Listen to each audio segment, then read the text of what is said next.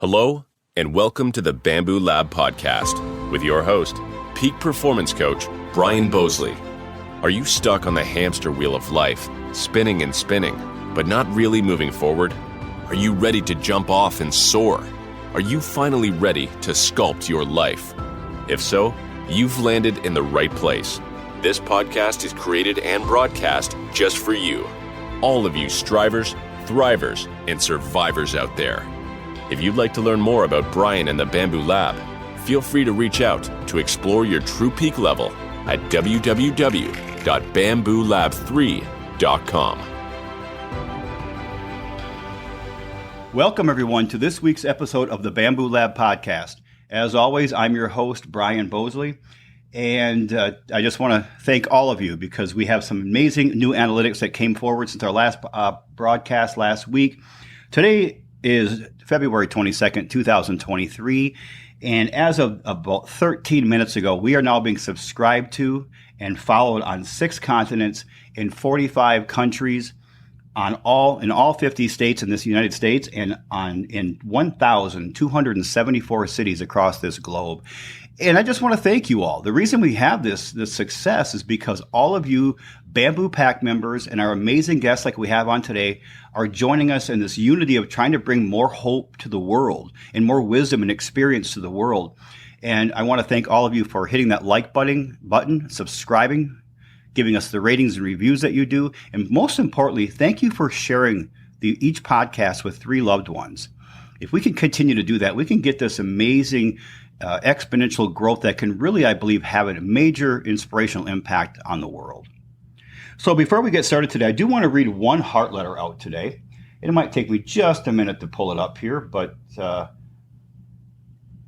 we got a nice heart letter. I actually came through a couple of weeks ago, and it was regarding the episode that we did with Jimmy Smith out of Bend, Oregon.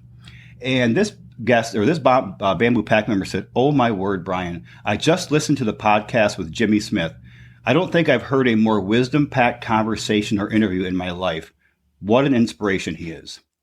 So to that Bamboo Pack member, thank you so much for reaching out. I know sometimes it's not easy to reach out to somebody and share your thoughts, but that one meant a lot to me, and they all do. So please, everyone, please continue to send on those heart letters. Let us know what the podcast and the wisdom of our guests is doing for you in your lives. It brings us so much. It just brings so much power and inspiration to us all.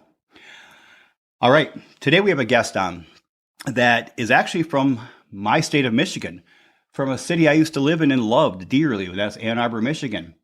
We have Marian Volkman on here, and I'm going to read Marian's bio to you before I make the formal introduction. And I've read her book, one of her books, and I just think this episode is going to be so impactful. So please, all of you, if you can, please grab a pen and paper and sit down and listen.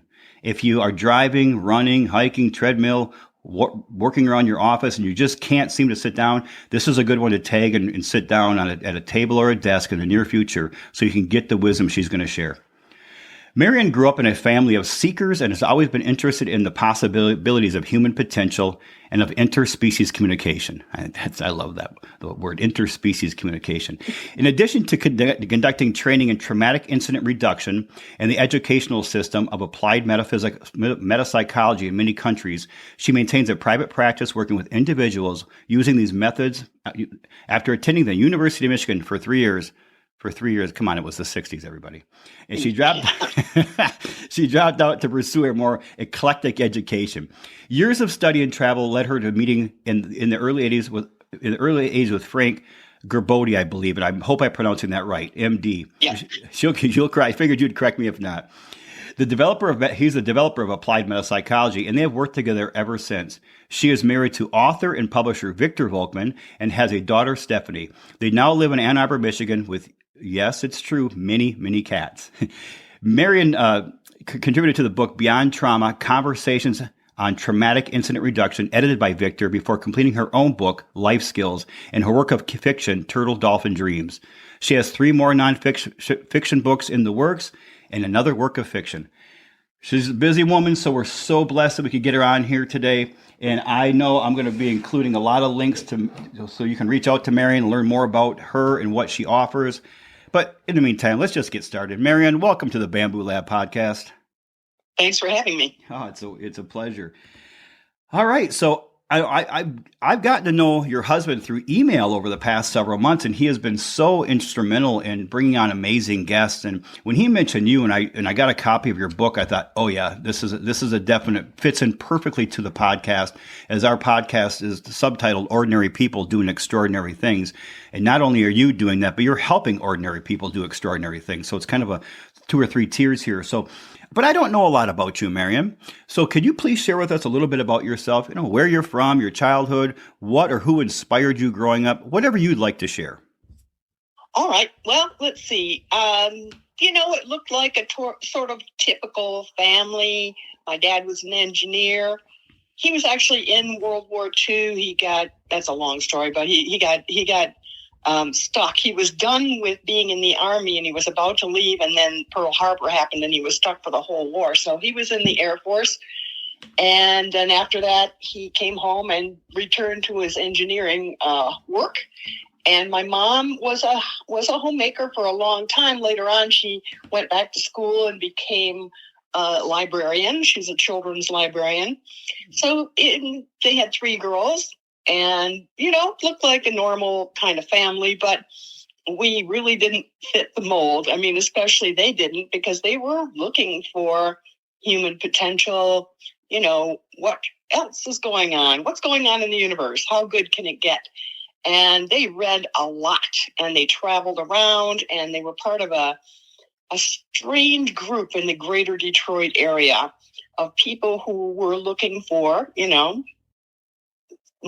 more than just being a normal human being plodding through life. Like how good can it get? So somebody would go study something and then come back and share it with the group, and they were just constantly learning and growing. So I didn't realize how lucky I was growing up in that environment. It seemed normal to me, of course, because I didn't know anything else. But later on, when I left home and looked back, I realized how lucky I'd been, because there were adults in that group who would talk to me as a kid when I was a quite young child, and they would grant me as much respect as they would talking to each other. Like if I wanted to express something or ask a question, they would listen to me very carefully. They would give me all their attention, and they would, just converse with me like I'm a person. So I got used to that. I really liked that a lot. And then I went off to college and went, now I'm a little pipsqueak. They don't think I know anything. And, I'm a newbie here, so just shut up and listen kind of was the attitude. Like, oh, this is different. Okay. So I really feel so blessed that I grew up in a family like that. The rest of the family thought we were kind of nuts, which is okay. We were used to that. But I wouldn't trade any of it. Yeah, my parents weren't perfect. Nobody's perfect, right. Of course. We had our ups and downs. We had our challenges, but it was always pretty exciting around there. So I feel very, very blessed for that. And then I went through, 3 years of college, as you say. It was the 60s. I heard Timothy Leary talk at Hill Auditorium telling us to turn on and tune in and drop out. I only did the drop out part because I went, yeah, you're right. I need something else here. I'm not finding what I need. So I did travel around and talk to a lot of people and studied all kinds of stuff. And then in the very early 80s, I met Dr. Gerbode through a mutual friend. She kept telling me, you got to go to California and meet this guy. I was like, yeah, really? And she said, yeah, you got to do it. So off I went, and we hit it off, and I went, finally, this is where I belong. I'd been sort of casting about for a tribe, if you will. And when I found him and saw what he was doing, we've been working together. Well, he's retired now, but we still get together once or twice a year and do things together. He's an amazing guy. So, and I am also honored to be part of this amazing group, which is truly international. Can I go ahead. You asked me something. No, I like this. Talk about the group. Right. This is what we want to hear. All right. On your list, you said, what's the hardest thing you've ever done?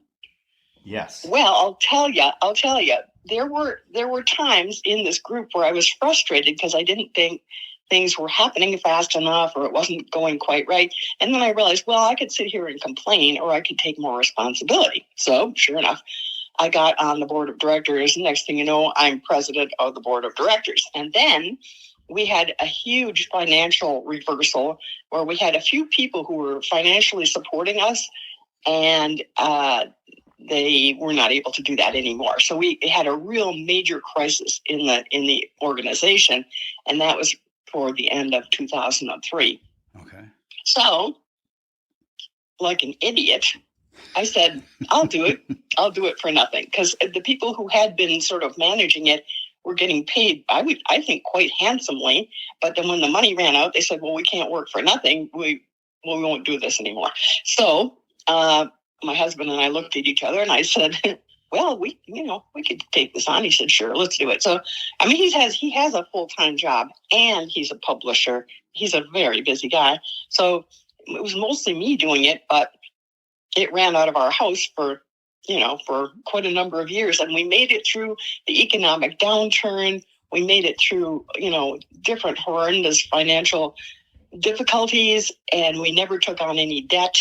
And it still kept growing and moving, and more countries and more people getting trained. So we've managed to hold on through thick and thin. And I tell you, I was not really particularly qualified for this role. It's just that I was willing to do it and nobody else wanted the job. So the hardest thing I've had to do is learn a lot about being a leader. I mean, I tend to be kind of a live and let live kind of person, which is fine in daily life. I think it's good, actually. But if you want to lead at all, you have to have some focus and some direction. And that means saying no to people. And it's hard. I don't like it. I don't like to say no to people. But I quickly realized if you have any kind of group that's trying to accomplish something, there's always going to be people trying to pull it off in one direction or another. That's not that group's focus and purpose. So it takes being tougher and meaner than I innately like to be to say, nope, sorry, no.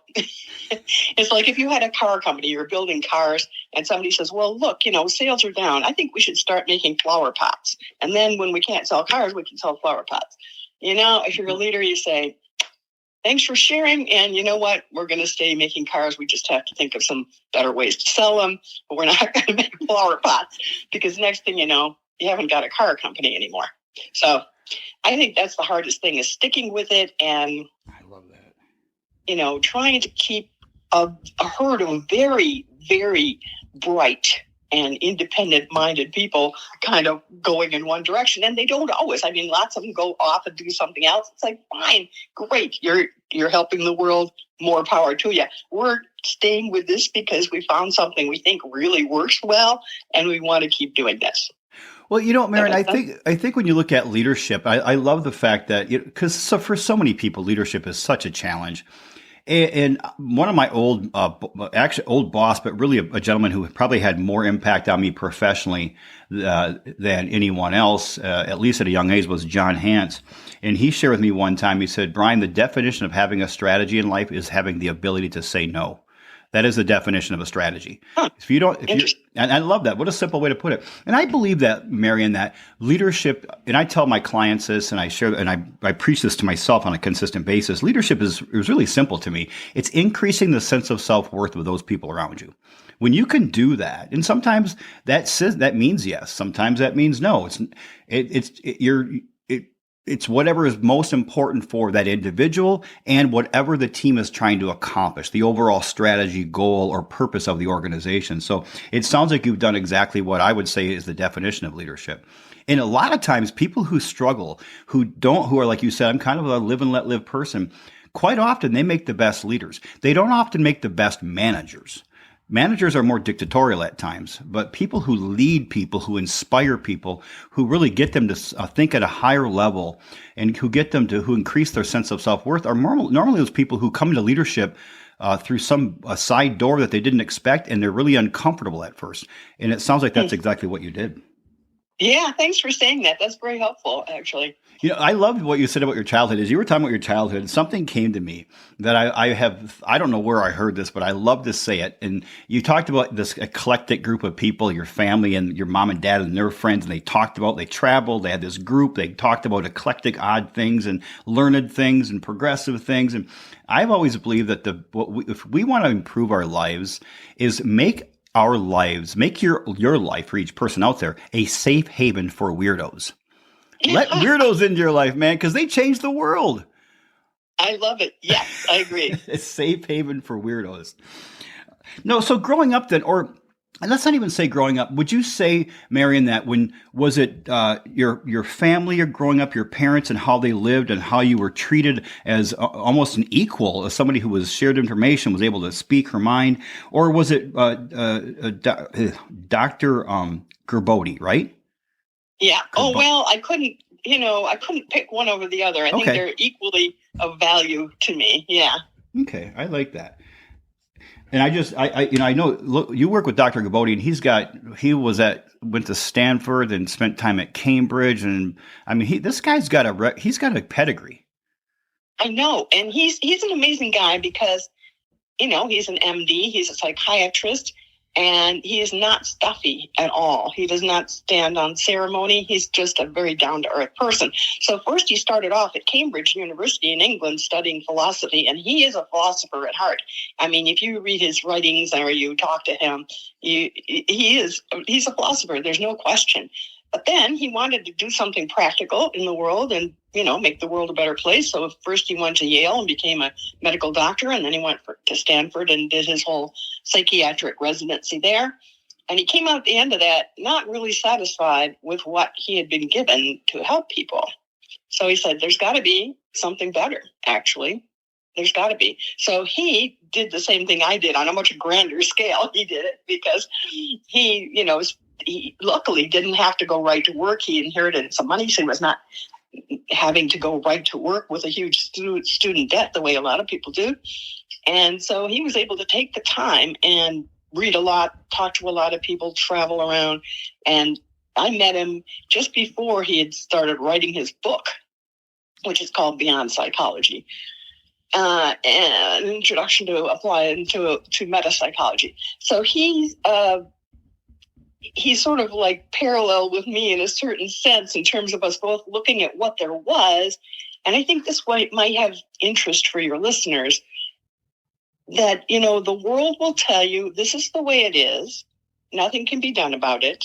Just take it. Just take it. This is the way it is.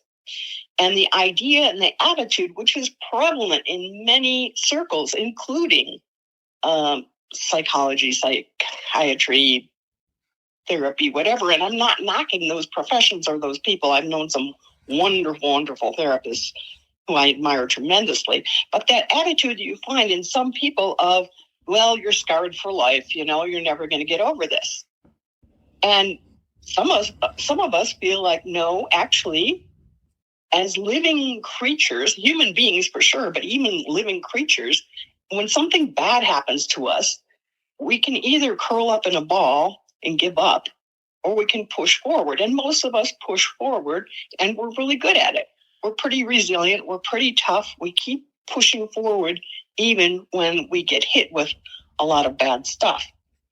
And what we're looking at in applied metapsychology is a way to say, okay, yes, you have pushed past this thing. You've managed to keep going.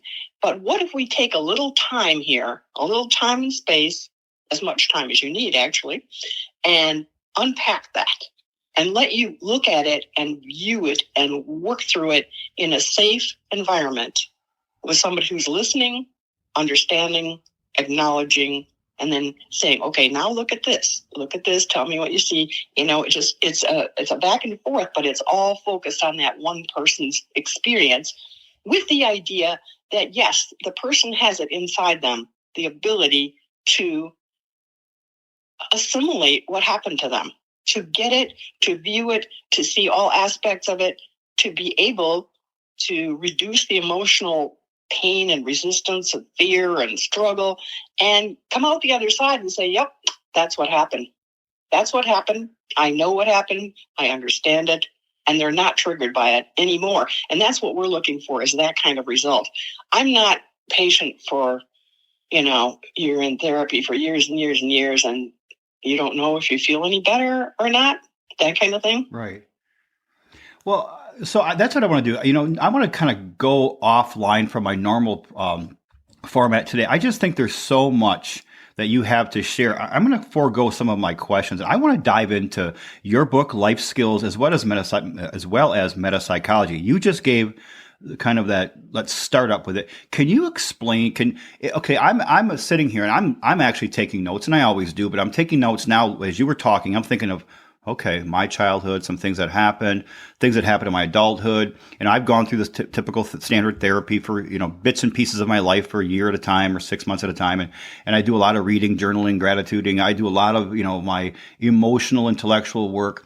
But as you were talking, I started thinking, okay, could I really intellectualize things as you just talked about and then not let them trigger me anymore? And of course, the trigger that the way it triggered me when I was 20 is not at all. It's a microcosm. It's a microscopic my triggers today compared to they were when I was 20. But still, there are triggers in my life, and I see them every day. And I've thought about this. I was driving on Monday. I had a 3-hour drive on Monday morning, coming back home after being gone for 2 weeks, and I thought, man, I still think there are still things that hold me back based on things that I heard as a child, that I was told as a child. And so after all these years of all this growth and stuff, or at least focus on growth that I've done, I still have these triggers. So good. Let's just dive in. Can you talk to us today more about metapsychology, more about what your book presents, and I'm just going to kind of let you go, and I'm going to try to steer the conversation as much as I can, but the wisdom is in your brain, and we just want to take it in right now. Okay. All right. Well, one of the cornerstone of the whole subject is called traumatic incident reduction, because we all have traumatic incidents, right? Big ones, little ones, whatever. And even years later, after we've grown and matured, we can think back, and it's still, if it still hurts, that means there's still something there. Or if we find ourselves reacting in some situation in an illogical fashion, that means there's something there. And not everybody can do traumatic incident reduction. It takes a certain amount of horsepower, but the majority of people can. And those who can't, we can use lighter techniques to help them build up their strength and reduce some of the emotional pain before we do TIR, traumatic incident reduction, so they're then ready to do it. And the idea about TIR is that no matter what's happened to a person, no matter how bad it is, they can go through it and come out the other side. And it's not a matter of they should have been able to do this on their own. I can't do it on my own. I'm in my mid-70s now. I've been in this general field for 44 years. And I've been working with Dr. Gerbode since the early 80s, so that's a really long time. And I still find things like, oh, there's something I never looked at. Let's go in session and handle that. And, it's really rewarding. Like the pieces you handle and you fully view and you come out the other side, they don't bother you anymore. There's just nothing left. There's nothing to get triggered. And when you find something new, you can say, haha, here's another piece of work to do. And I see that as fun, as an adventure. Like, oh, I know I'm going to get something out of doing this piece of work. I'm interested to do it. So TIR, traumatic incident reduction, is, like I said, the cornerstone, because if you can't handle that, you're not going to get to some of those heavy stones a person's dragging around with them. And because human beings are so resilient, we keep plodding ahead and we think, well, I'm still going, so it must be okay. This must be normal. And yes, it's normal, but it's not the way it has to be. It doesn't matter how strong you are. If you've got something that's weighing you down, it's worth doing the work of taking that apart and not having to carry that anymore. Does that make sense? It does. When you were talking, a visual came to me is as we try to just plow forward in life, and we have these we have these traumatic events that have happened in our lives, and we just try to move forward. It's almost like we're driving with our emergency brakes on. We're still going forward, but we're tearing just everything like apart doing it. So what do you see? Because I know even for myself, and I think I'm a little more open. I hope I'm more open-minded than the average person on different types of processes and therapies and, psychology and things of that nature. But I know even for me, when you were talking, I put myself going, okay, what would I do this? And I thought, yes, I would. But when I said that to myself, there was my stomach is where I hold my stress. It kind of tightened up. So I know there's pain and fear out there. What is the number one, or what are some fears you see in people who come in to talk with you and work with you through? All kinds, Yeah. all kinds. It's mostly, I would say the number one thing is relationship stuff and self-esteem stuff, things like that, Okay. So relationships are just the biggest challenge in the world, don't you think? Oh my goodness. Trust me. I'm single at 55, so I would definitely have to agree with you, Marian. Yeah.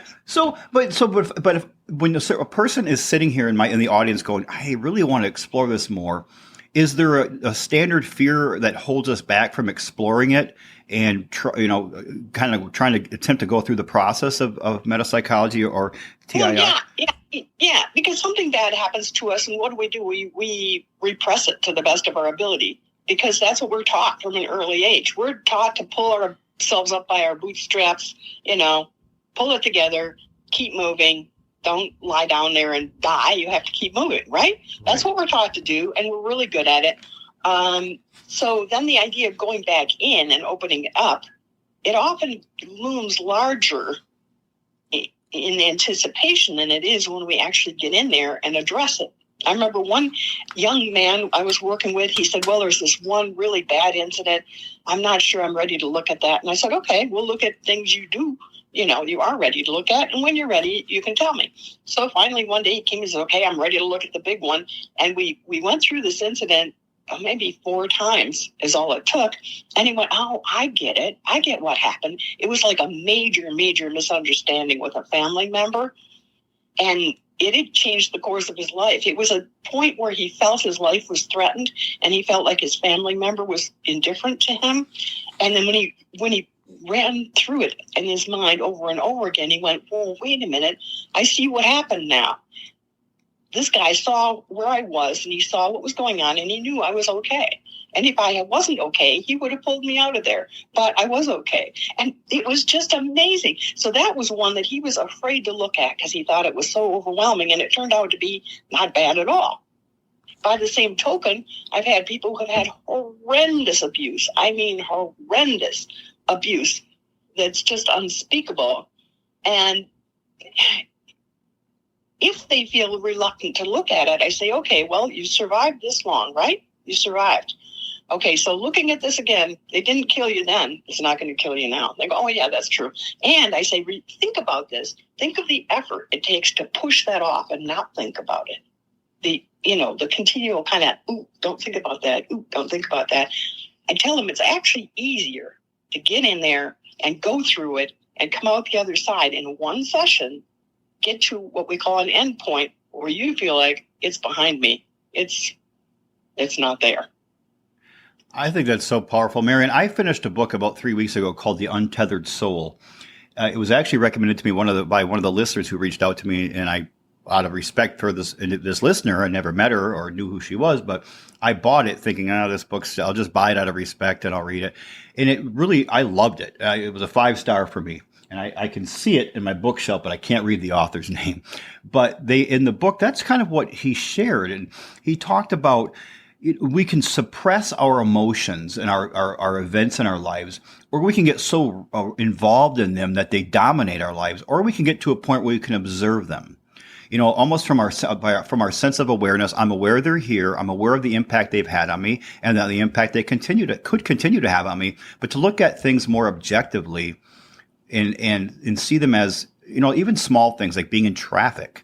or something as large as being, molested or abused as a child or raped as an adult, or, we can get to a point where we can observe these things and just observe them for what they are and what happened and how they impacted our lives, and then move forward with them, but still know that I can look at them and say, they were there, this happened, this occurred, this is how it impacted me, but now I can look at this, just like I said, from an objective nature. Is that something is that in the ballpark of what you're saying?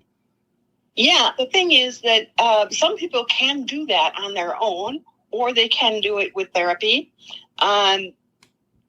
The thing about this method is Dr. Gerbode frames this and sees this as education, not therapy.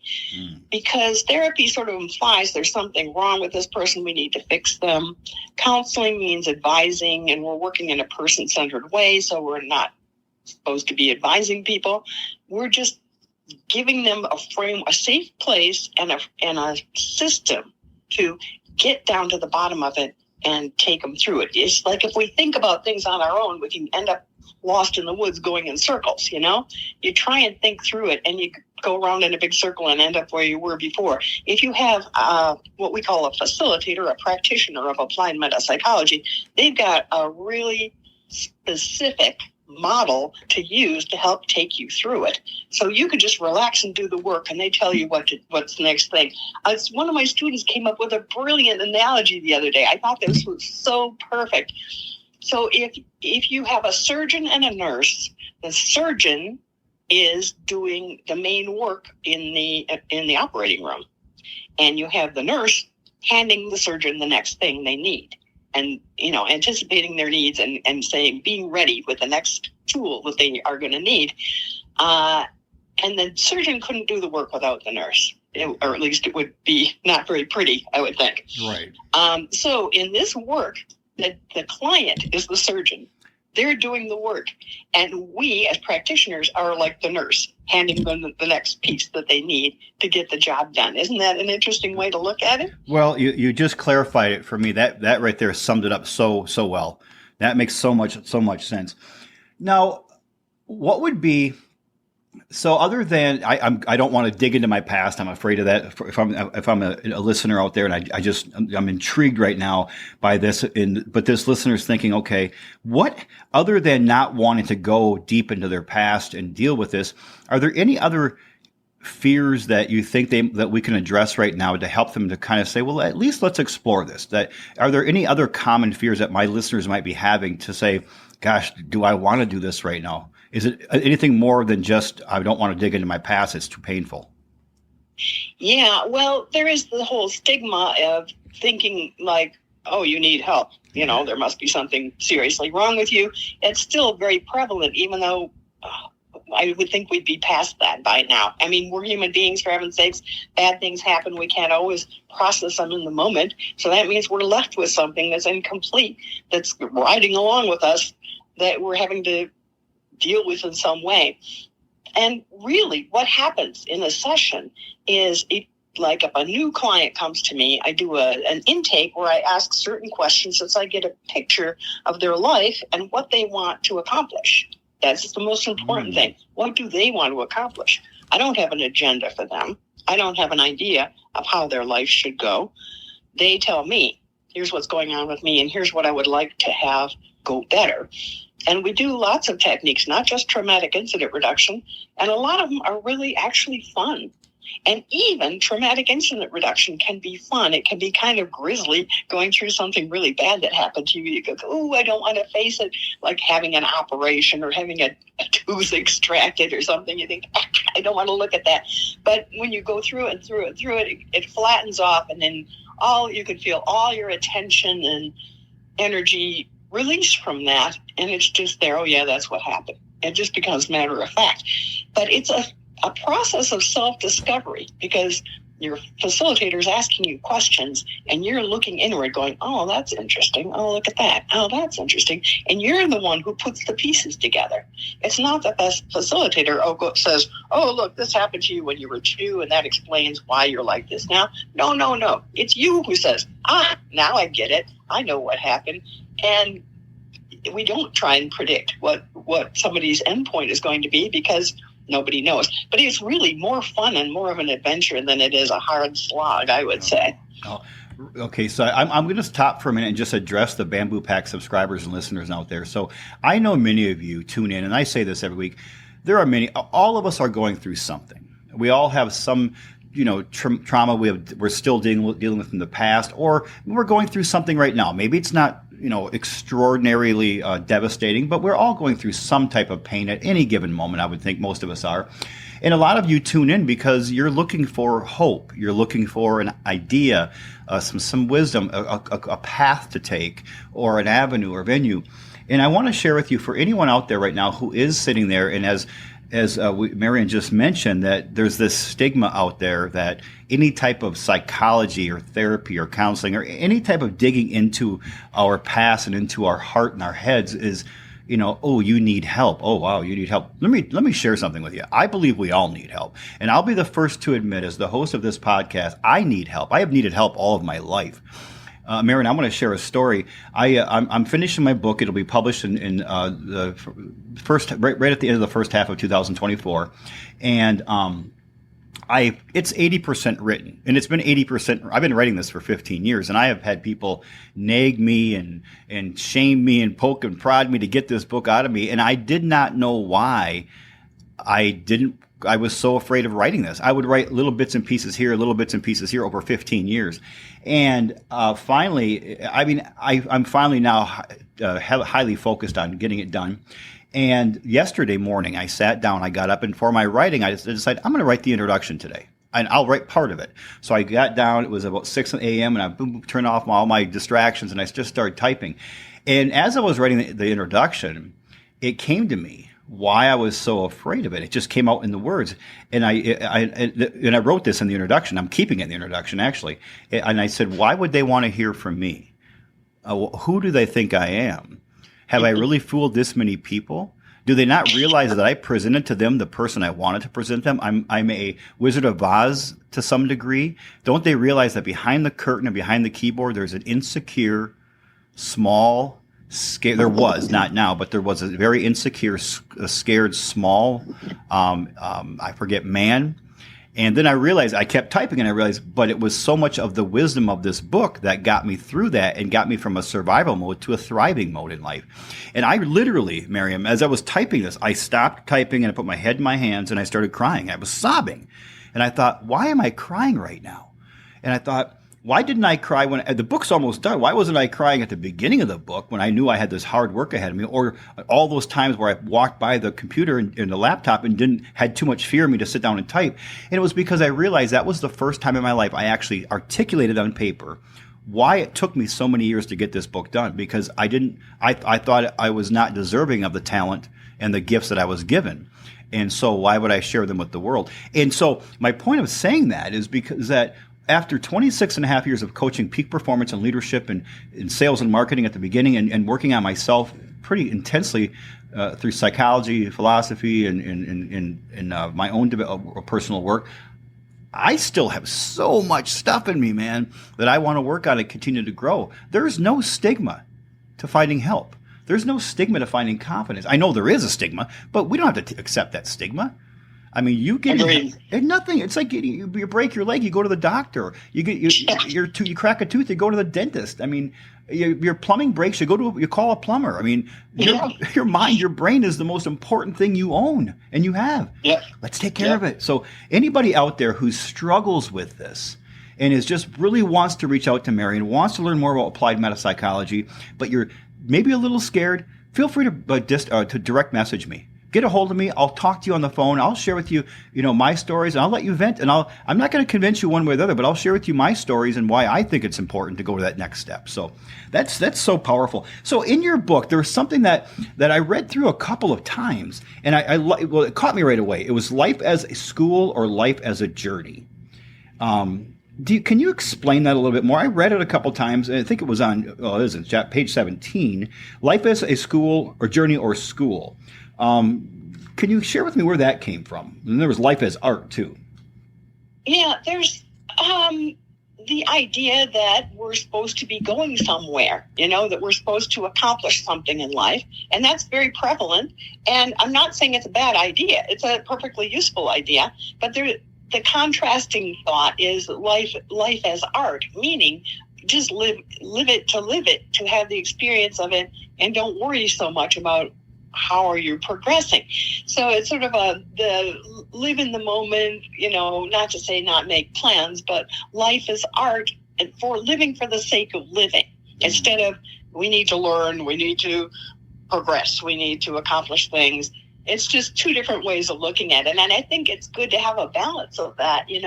There's the times when we're just really enjoying what we're doing and we're just being there in that moment. I mean, when I work with my clients or when I train people, and even more when I train other trainers, that is just like the most fun for me. And I'm always like really in the moment when I'm doing that, because there's nothing I would rather be doing. It's just a trip. So there's that. And then there's the time when you think, wait a minute, where am I? You have to kind of reassess. Where am I? I need to regroup here and get this piece of my life in order, because it's a shambles.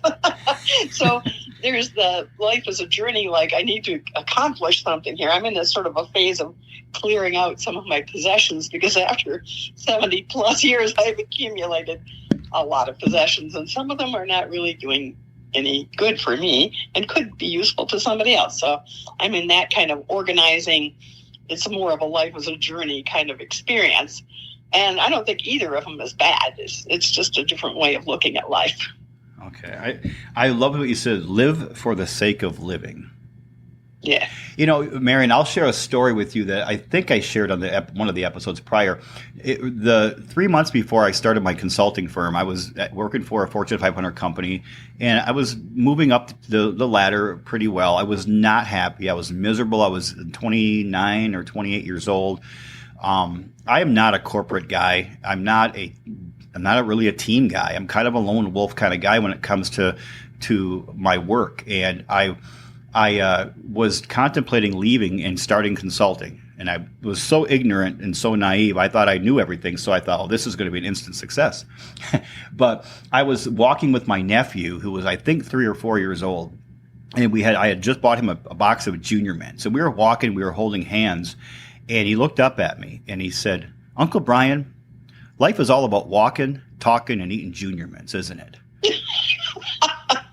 Perfect. Marian, I got to tell you, that motto I still live by. The title of my book that's coming out in June of 24 is called Strive, Love, Live. And what that means is I end up looking at walking means striving. It's just becoming a better version of yourself every day, whatever that means. Mm-hmm. Talking means relationships, kinship, loving, showing love and respect to other people. And eating Junior Mints means live intentionally. Live for the moment. Live life. Enjoy the moments. And so it'll be 27 years this summer, when August or July, when he said that to me. And it's still the motto I live my life by. And it's so amazing that one part of it, that kind of eat Junior Mints. Eat your Junior Mints, man. Love life. And I had an uncle that he was a pretty difficult guy to get along with. Real tough. He was a great man. He was a tugboat driver, but just one of those tough men. And tugboat captain, my father's brother. And he told my brother, I believe it was, when he was getting close to dying, he said, I wish I wouldn't have worried about what other people thought of me all of my life. I wish I would have just done what I love to do. And for a tough guy like he was a kind man, but he was very tough and masculine, at a small town, hunt, fish, captain of a tugboat, and just a stocky, muscular guy. For him to say that near his deathbed was revolutionary for me. That was probably 20 years ago when I heard that he had said this. And I thought, man, we could all learn that at a younger age. Just live, like you said, live for the sake of living. I think that is a powerful, and that is definitely today's title of the podcast. I found it, circled it, and that's going to be today's podcast title. I think that's very powerful. What do you see? So, Marian, as you're working with, do you call them patients or clients, or what do you refer to? Yeah, Well, but, the normal English word would be clients. In the applied metapsychology jargon, we call them viewers because they're doing the looking. They're doing the important action of the session. They're not passive, and they're not waiting for us to do something to them or for them. We're just facilitating them doing what they need to do. Okay, so viewers. Mm-hmm. Okay, so when you're working with a viewer, what do you consider a win? Like where you see, okay, oh my goodness, where you feel like, okay, this was a triumph for us, or for him, or for her. Or what? I guess. Let me rephrase that. Not even just with viewers, but overall in life, what do you consider to be a win for you? Oh wow! Well, it is certainly being able to facilitate somebody else working through something that was bothering them and coming to a point of realization where they see it with clarity, and they often put pieces together that they haven't seen before. Oh, that led to this. I get it. Now I know what happened. And their affection for themselves goes up because they have more understanding of what happened and what conclusions they might have drawn at the time and what's really true and things like that. That just never gets old. And then when I get to work with my students and I see that they are working with their clients and having, much better success than they used to, because they have better tools. It's not that they were a great person before and they were motivated by the desire to help people. It's just they didn't necessarily have all the tools they needed to do the job really efficiently. So, people get super excited about this because of the results they get. So that's just a constant win. And then if I could just go off on another tangent for a second. Is that okay? All right. I just wanted to talk about life skills a little bit, like why I wrote that book. Yes. Metapsychology is a very rich, broad, deep subject. There's a lot to it. So what I did is I took the pieces that I'm constantly sharing with my clients, saying, here, look at this piece, see if this fits for you. Does this fit in your life? Can you use this? Can you make use of this? And I thought, I need to write it down because, for one thing, I'm telling them all this stuff verbally. Who knows if they'll remember it? It'd be nice if they had it written down. And then other people were asking me, what do you do there? Because I did little classes and I taught people just some of the principles that they could use in their daily life about this subject. So I figured, all right, I'll write it all down and then everybody will have it. And what was really fun was coming up with exercises. Each chapter has lots of little exercises. And there's no wrong way to do it. I mean, if you want to write it down, great. If you don't want to write it down, don't write it down. It's not a problem. I'm not one of those people like, you must read this book in order and you must do that. No, forget about that. Just do it any way you want. So I've had people write to me from different countries and say, hey, we started a group and we're sitting down in pairs and we're asking each other these questions. This is really fun. We really like this. And I've had other people say, I'm just doing this on my own and I'm working through these exercises and getting good results from it. And, some even facilitators say, I've tried some of these in the actual sessions with my clients because it was exactly the right tool for the job, saying, take a look at this, take a look at this, take a look at this. So that's what I wrote the book for, is to make it as accessible as possible to anybody who wants to pick it up and try it out. Well, and that's before I even knew what applied metapsychology was. That's what I got out of the book. It was so, and I have read a lot of books not on this subject, of course, but just books that help us become better, more in touch with who we are. I found this to be, when I got it, I thought, this is going to be a little more challenging to go through. I thought it was laid out perfectly well for someone like me, a lay person like me, to understand. I really liked, and I forgot to mention this, it was the spheres of influence and responsibility. I think it's on page 93, 94, that the circle, the circle that grows from self to intimates to groups to humankind to all life, then to all that is. I just thought, I've seen spheres of influence type things before. I saw that. I thought that's a really interesting way to look at that, a really powerful way to look at kind of our surroundings, so to speak. So I'd like everybody I'm really going to push this book. So I really want everybody to get on it. We're going to have a link directly to it. Life Skills, Marian Volkman. I'm going to have a link right to Amazon. And when you get to it, pay attention to page 94. I'm assuming, so this is the newest edition, so I'm assuming all the new editions will be on the same page. But another thing I really liked, and I want to share this with the audience, when you first open the book in the introduction, and I'm going to ask all of you as we're talking about the book, if you would like these 4 things, this book is for you. If you want to be more fully present, do you want to increase your knowledge and awareness of how life works? Do you want to bring out positive change in your mental and emotional world, which makes bringing about positive change in the outer environment much easier? And do you want to have more access, or do you want to access more of your potential through practical exercises? I'm assuming everybody out there who's on the fence, or who maybe those are just hungry to move forward, you probably answered yes to all of those questions. That's what this book, Life Skills, offers you. And I can attest to it. So I think if you've answered yes to even one of those questions, this book is for you. But I have a feeling we all answered yes to all those 4 questions. And this is a great book. It really is. And when I get books, I don't know if they're good or bad. And I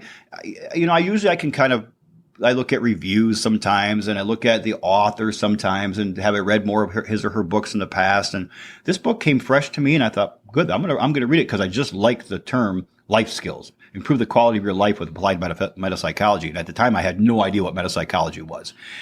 It's well worth the read. It's a 5-star book across the board. And I think you're going to find I know you're going to find a lot of value in it. And like I say in every episode, if anybody out there is pinching their pennies a bit right now and just say, I really want this book, Brian, I think I could get a lot of value. We can't afford it right now. We can't afford any other expenses. Direct message me. I'll get a copy in your hands. I promise you. That's very kind of you. Oh gosh, it's well worth it. What I like about the podcast and meeting people like you, Marian, is that it's so interesting. It's inspirational to find people who are out there actually changing the world. One person at a time.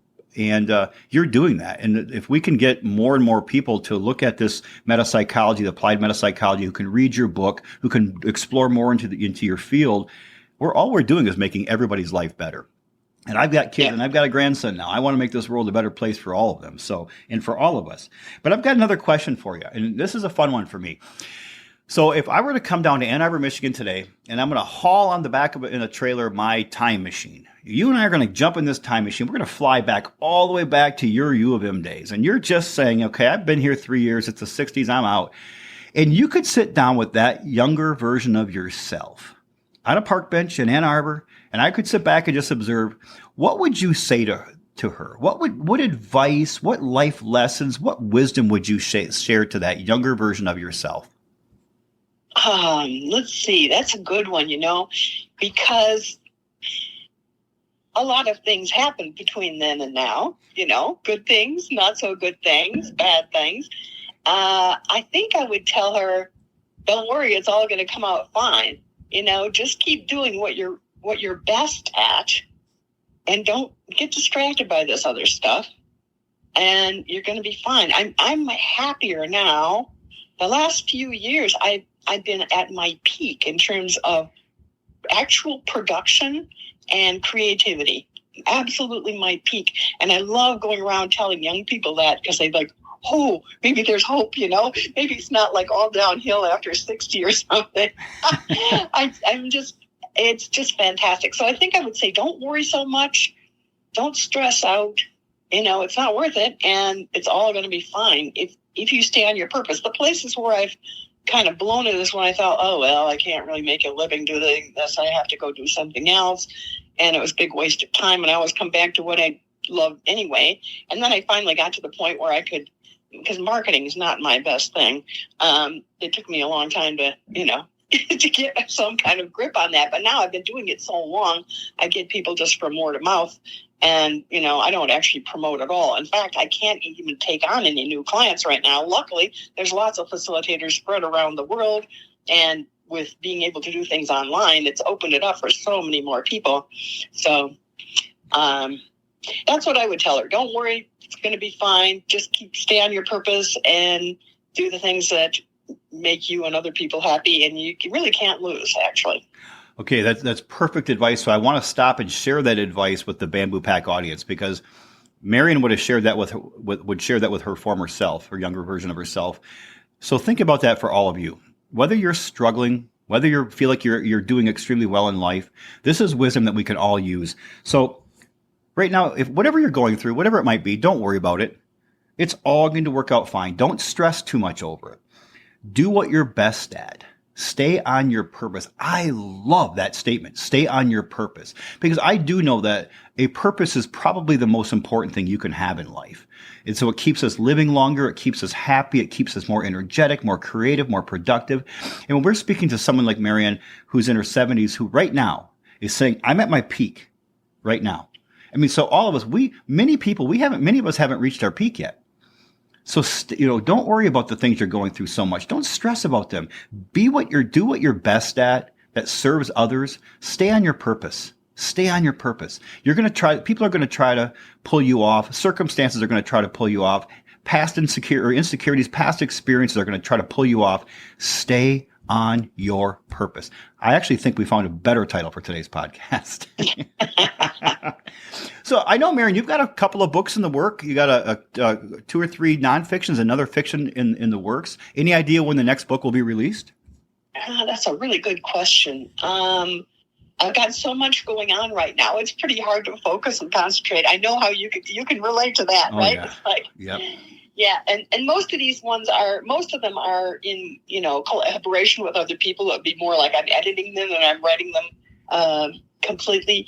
But one is, well, I don't want to get into big details about it because it's going to be a while before they're out.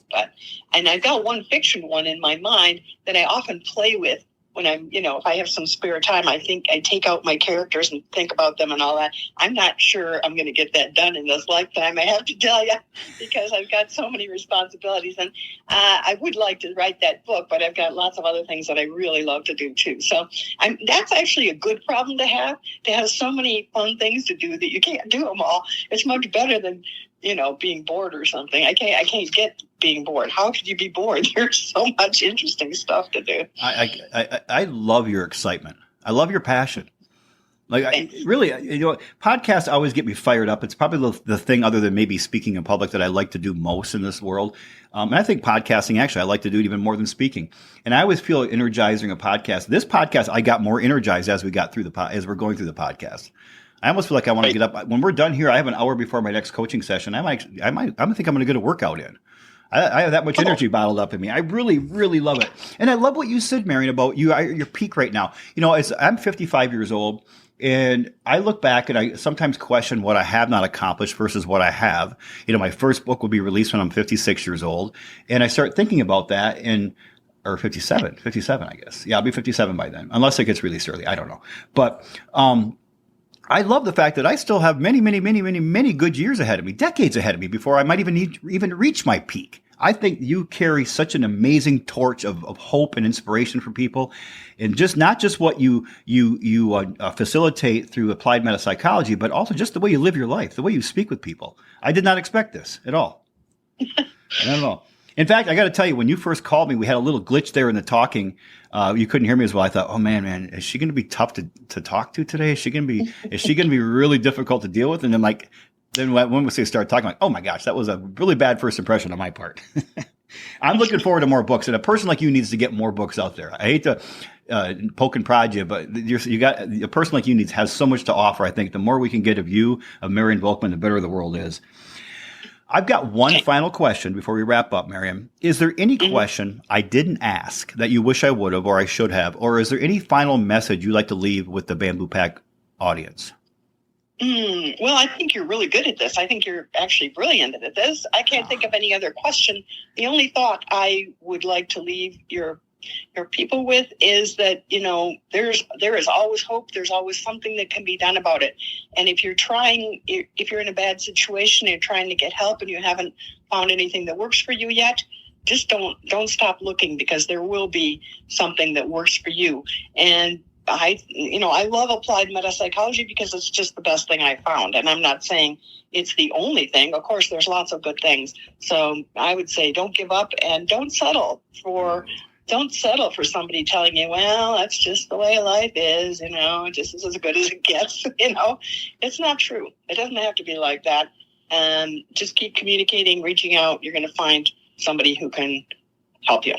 I can't find or imagine a better way to end today's podcast. I am so pleasantly surprised and happy that you were able to come on here. I know you're busy, and I really appreciate the connection from Victor to us. And I honestly, I can see us having you on again when your schedule allows. I think there's so much to unwrap in your field and your experience and wisdom and in your book and life skills here. I think we just touched the tip of the iceberg. I really do.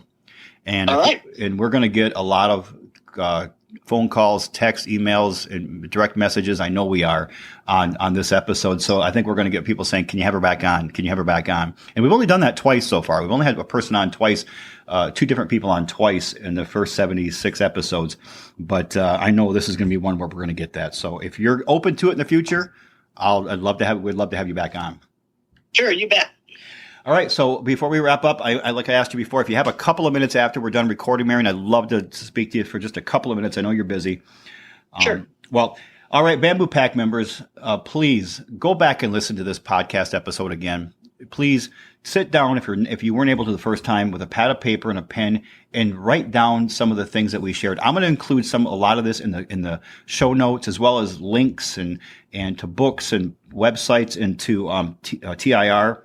Or TIR, explore it. And if you have a little stigma in you, a little fear, that's okay. Keep exploring. If you really have a problem and you just need to talk to somebody that doesn't know you, who's objective, and you want to, hey, Brian, I want to learn a little bit more about how I can overcome this fear of opening myself up and working on myself, just shoot me a text, email, call, whatever. We can talk on the phone. I'll be glad to spend some time with you, sharing just what my experiences have been so far in kind of opening up my past and digging through it, because this is next level from everything I've ever done. And I love the fact that through Applied Metapsychology, you are the surgeon and the facilitator is the nurse. You're the one doing the work. You're just being educated. And I love the term facilitator. They're facilitating you and going through the journey of your life and really helping you become a better version of yourself, which is really what this podcast is about. So, Marian, I just want to thank you from the bottom of my heart thank you for being such an inspiring and wisdom-filled guest on the Bamboo Lab podcast. Thanks for having me. It was a lot of fun. Oh, it was a lot of fun. I could definitely say that. This was a fun episode. Bamboo Pack members, thank you for tuning in this week. And thank you for hitting that like button and rating, reviewing us. And thank you for sharing this with three people you love. This is life-changing, game-changing wisdom shared today. We're going to be back in a week. In the meantime, please get out there and sculpt your life. Please get out there and strive to be a better version each day of the person you were before. Please get out there and show love and respect to others and to yourself. And please live intentionally. Notice what's around you. Notice the beauty in life. Enjoy those things, those beautiful things. Live for the sake of living. Until next time, please, everyone out there, know that I appreciate you all so very, very much.